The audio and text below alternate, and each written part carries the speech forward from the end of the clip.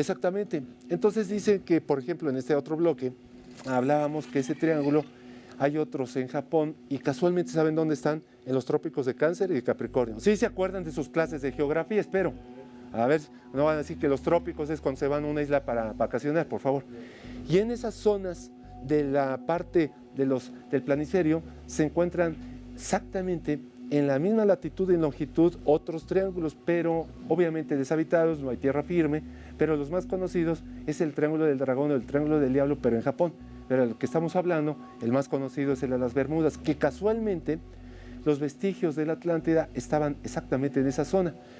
Muchas investigaciones, pues a mi amigo René yo le dije hace rato, había una investigación de un señor que se llamaba René Charles Berlitz, que por cierto creo que ya murió, y él hablaba de todos los libros malditos y de pirámides y demás. Uno de ellos mencionaba que, por ejemplo, el estado que guarda ese mar, ese océano Atlántico, es más, digamos, agitado que el mismo Pacífico, porque en unas zonas en las cuales el mayor número de índices en estadísticas, por ejemplo, de avistamientos, de cosas extrañas, de la neblina que ya dije, del vórtex, del vórtice, de los tornados y una especie de remolinos de afuera hacia adentro, de superficie y demás, esos se dieron en esa zona. Y entonces Puerto Rico, Bimini, Bermudas y parte de Miami, la Florida, toda esa sección, evitan tanto por ejemplo pilotos y aeronaves y barcos, prefieren rodear antes de pasar por eso. Y la estadística, había un escuadrón que también se perdieron unos barcos y esos aviones desaparecieron en el 45.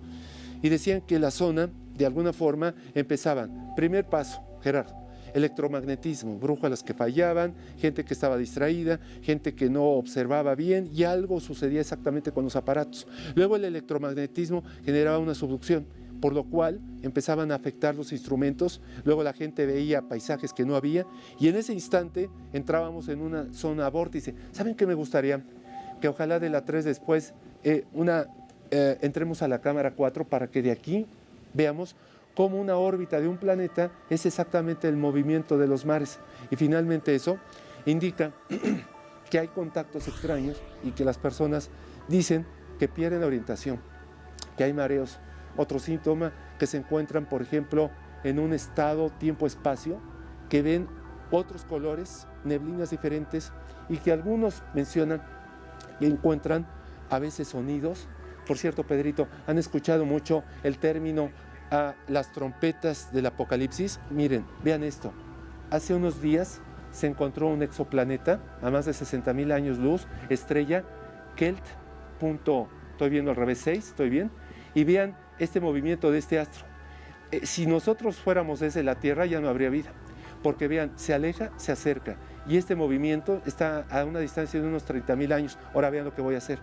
Se acerca el planeta a su estrella en una forma peligrosa. Y así exactamente es como el movimiento, como dicen Pedro, es afuera, es adentro, así se encuentran los mares agitados, turbulentos del Atlántico.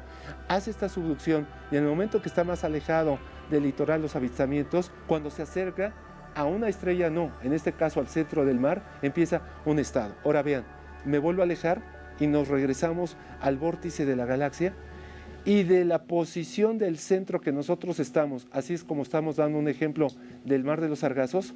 Esta es la posición del nuevo planeta y nosotros estamos por esta sección Carina Signos. Vean la distancia, yo le calculo de menos 50,000 años luz, tendríamos que hacer 100,000 años de recorrido a 9 billones de kilómetros por segundo para hacer este camino. Y si nosotros volvemos a tomar de canto la entrada de esa estrella extraña, igualmente nosotros ni siquiera, y es más, es una estrella parecida a nosotros, así se comporta el Mar de los Sargazos y el planeta hace un extraño movimiento. Es por eso que entonces nosotros no podríamos entender que este fenómeno se dio en la Atlántida y que de alguna manera nosotros estamos viviendo un estado como lo que los antiguos decían, un estado de desequilibrio. Y ese desequilibrio era porque finalmente el magnetismo, la fuerza gravitacional, esos fenómenos extraños que padecen al centro de ese mar, lo que hacen es que esos movimientos generen un cambio en las órbitas y también un cambio en la travesía, tanto por ejemplo de los barcos y de los aviones. Y así como este planeta se mueve exactamente, hay unas turbulencias, fenómenos extraños, que es lo que se le conoce como tempestades electromagnéticas. Y es por eso que entonces los barcos pierden el radar y el radar la conexión, ahí no funciona nada, ni GPS ni nada. Por eso los antiguos también se basaban en lo que eran los sextantes, los astrolabios y otros instrumentos antiguos como para por lo menos conectarse a esas fuentes extrañas. Así que entonces pensemos que este tipo de electromagnetismo se da y que Charles Babbage y luego, por ejemplo, el pensador que estamos viviendo y sintiendo, ellos eran los que se encontraban en ese mundo antiguo y ellos decían que la Atlántida también tuvo ese hundimiento producto de un estado de decaimiento. La gente empezó a vivir mal, empezaron a pelear los seres negativos con los positivos, los llamaban los incales, y finalmente esos grupos antagónicos, hubo una caída en el 100.000, otra en el 70.000, y finalmente en el 8.498 a.C. hubo una explosión tal que ese mar, por eso se convirtió turbulento. Imagínense un Vesubio, un Krakatoa, un monte Etna, pero a la N potencia, por lo cual el tipo de magnetismo es que cuando dicen que los astrónomos hay una alta gravedad, lo que hace es que también hay una zona de succión y entonces lo que hace es que a exceso de gravedad cambian las órbitas y esos fenómenos electromagnéticos se dan. Es por eso que entonces el triángulo indica un estado inusual donde las energías telúricas, tanto climatológicas, meteorológicas y los avistamientos de los testigos no se comportan como algo único.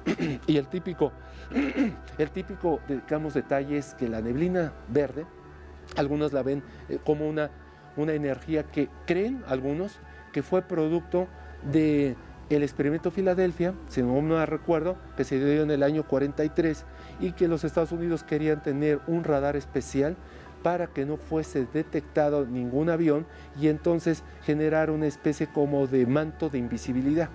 Y después, exactamente, ese tipo de barcos que se fueron creando, ellos al final no lo lograron mantener y dicen que ese desfase, algunos testigos comentan que al momento de lanzarse por la borda empiezan a quemarse y algunos dicen que fueron lanzadas al futuro porque empezaron a generar una especie como de energía electromagnética.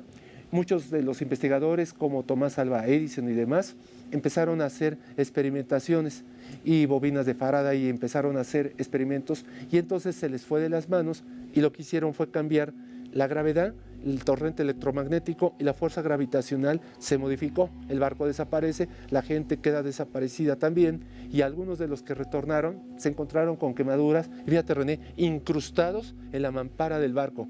Una muerte horrible porque en el momento en que llegaron ellos nunca pudieron haberse imaginado, y esto son datos verídicos de la NASA y del Área 51, métanse en internet y hablen y vean parte de lo que era el experimento Filadelfia, y es por eso que entonces ellos al final descubren que ese campo electromagnético lo que hacía era mover las energías, tanto física nuclear mayor, menor, la magnética y la gravitacional, y lo que fue una desaparición de toda esa zona. Por eso esa zona se encuentra como maldita y es una de las más importantes. No se pierdan el programa porque nos vamos a ir al último bloque. Corte.